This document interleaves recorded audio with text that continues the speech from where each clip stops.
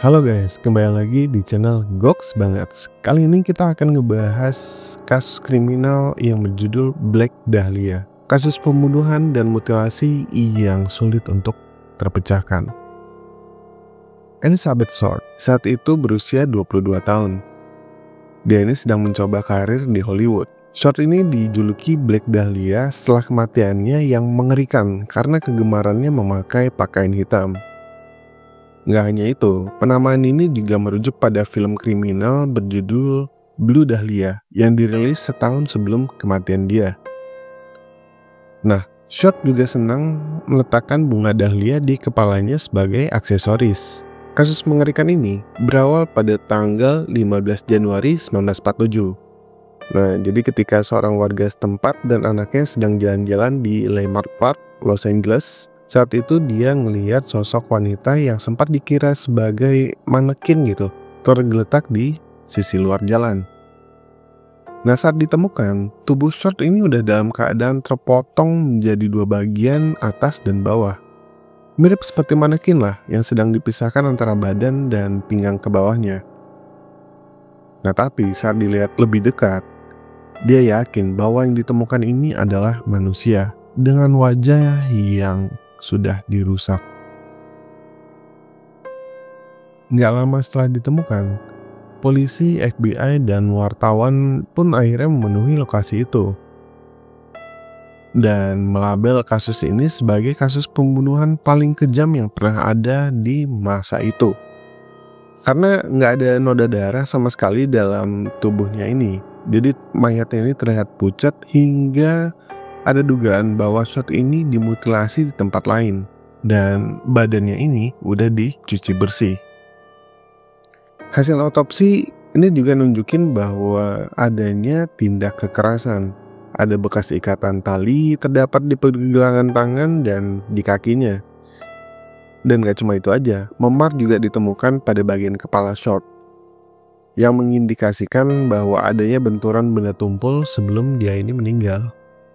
Mutilasi ini diduga dilakukan setelah Short nggak bernyawa dan dilakukan sekitar 10 jam sebelum mayatnya ini ditemukan. Jadi Short ini ditemukan dalam keadaan telanjang gitu.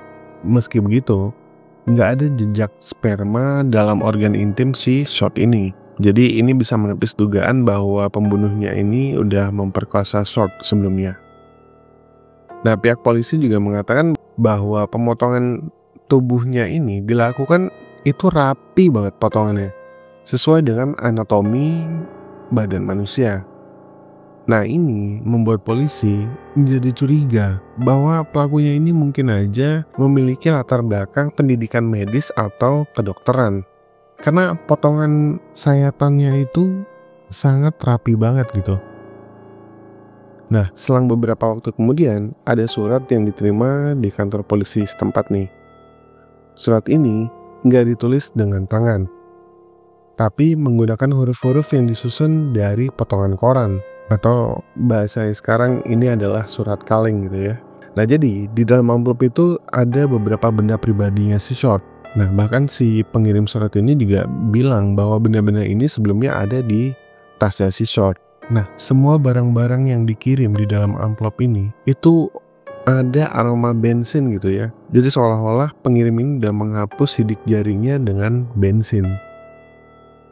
Berbagai cara dilakukan sama polisi dan FBI untuk mendapatkan bukti baru dari kasus yang penuh misteri ini.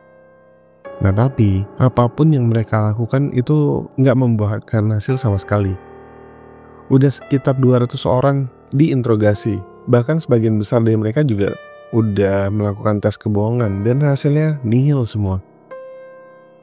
Ada banyak spekulasi muncul terkait pembunuhan si Short ini. Salah satunya penolakan ajakan untuk berhubungan intim lantaran Short sedang hamil gitu ya.